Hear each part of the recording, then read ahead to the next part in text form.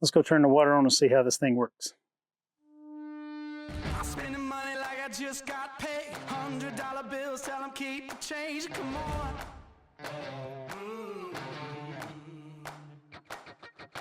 Pop a bottle, about to make it rain. Let me give you something now to celebrate. Well, as you can see, I must have failed to turn off the water spigot out here fully.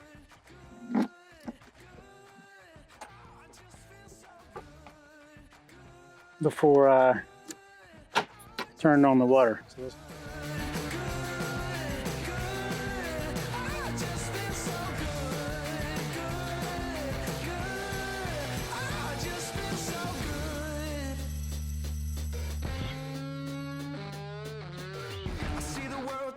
Store shapes, rose colored lenses, and a fake gold frame. Come on.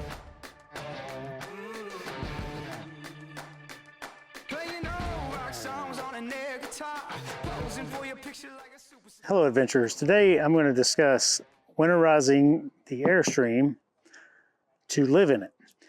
There's some slight variances in what you would winterize if you are storing it for the winter or if you're going to live in it for the winter. We are living in ours full time, so I'm going to winterize it for living in it for the winter time.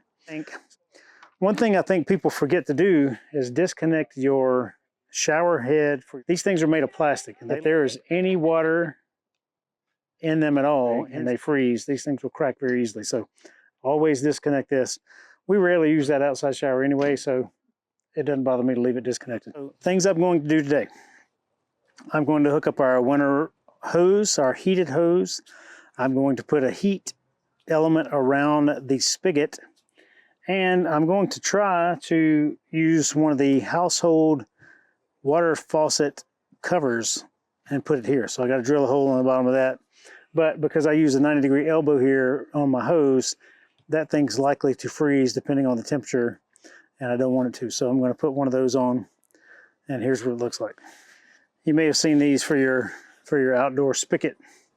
You can put it over the spigot, hook it on there, drawstring it closed. So what I'm going to do with this is I'm going to drill a hole in the bottom of this thing. I'm going to place it here over so that it covers my outside spigot, and I can still leave my hose hooked up. The one thing I haven't fully determined yet is what I'm going to do with my outside water filter. There are a couple options you can use in the wintertime if you're cold weather camping. You can refill your freshwater tank over and over again and just keep using your freshwater tank. You can use a heated hose like we're doing. But if you have a filtering system of some sort, you still have to keep the filtering system heated. And that's part of my task today, is to figure out how I'm going to do that. So, things I have for my job today are my spigot cover, wrench for tightening my filter on, zip ties for zip tying the heated coil, so the heat wire to the pipe here. I have some insulation, like a pool noodle, but it's insulation that breaks apart here. So I'm going to put the wire along here.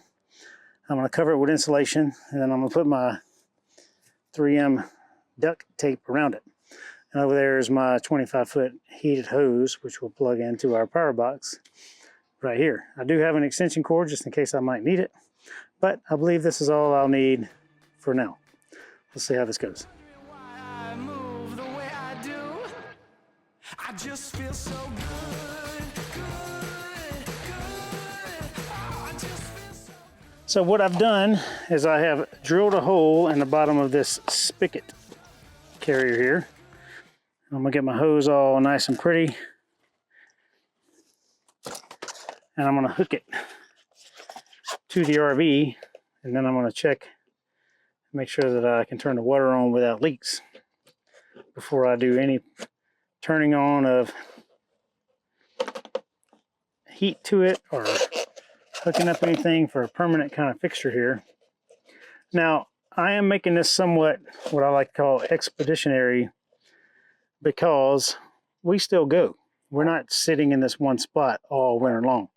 We still travel. We go out for weeks or weekends or anytime we have time off. So I want to verify that this works before I decide to put anything permanent together here. Let's go turn the water on and see how this thing works.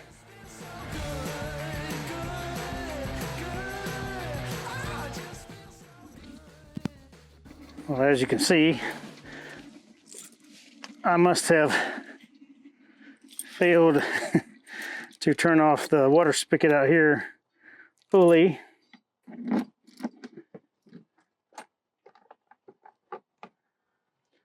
Before I turned on the water. So let's go try this again.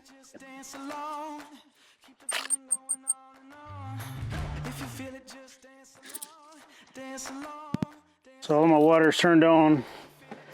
I think I can now close the outside shower as the spigots are now turned off.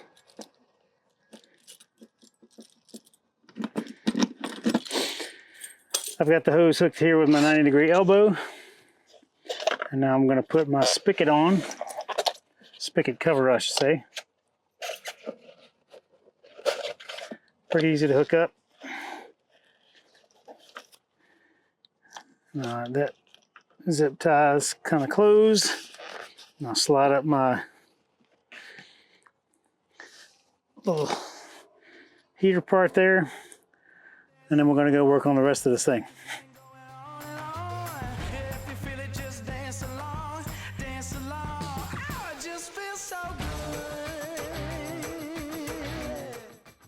All right, everyone, you can see what I've done here. So I've wrapped this cold weather tape around the insulation that I bought at Lowe's for $2.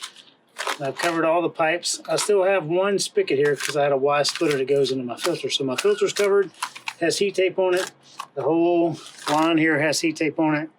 Goes into my heated hose, which goes up to the rig. So I am set for winter as far as water goes on a full-time water flow basis. The water's turned on. I have no leaks. Thing seems to be operational. Let's see how this works. In the extreme heat or in the extreme cold, we use Reflectix. You can find this on our Amazon affiliate page under the Things We Love tab of our website. But you can find this at Lowe's, you can find this at Home Depot, you can find it maybe at even Walmart, but it's a roll of it. We have taken strategically and cut out a version of this that goes in all of our windows. On an Airstream, your door window is the only spot that doesn't typically have a shade. So this one fits exactly in there. So if you have all your other shades drawn and there's a bright light outside, a street light, for example, and you want to close this window, you can use this for light, or you can use this for heat or cold reflecting. So I'm going to show you how this fits in the door. Follow me, Blair. So this one is cut to fit just underneath the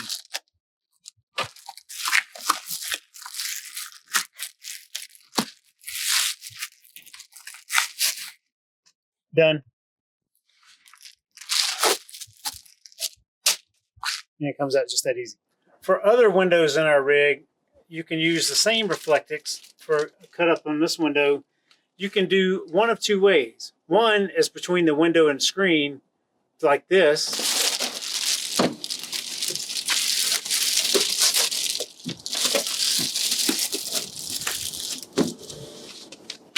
Ta-da!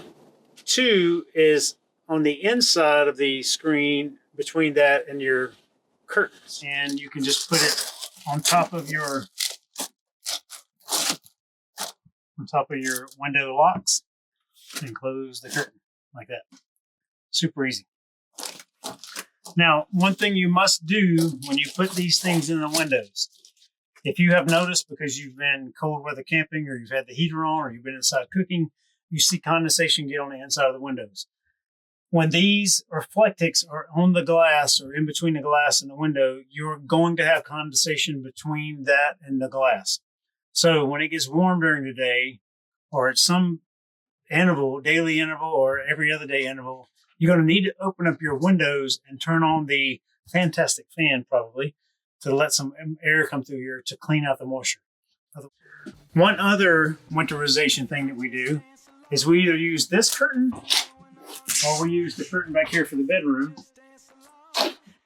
and we close it off and we turn on our Dyson fan and we put the Dyson fan on this side of the curtain and we heat the bedroom and leave this part cold. Works really well, so we heat ourselves with the Dyson fan.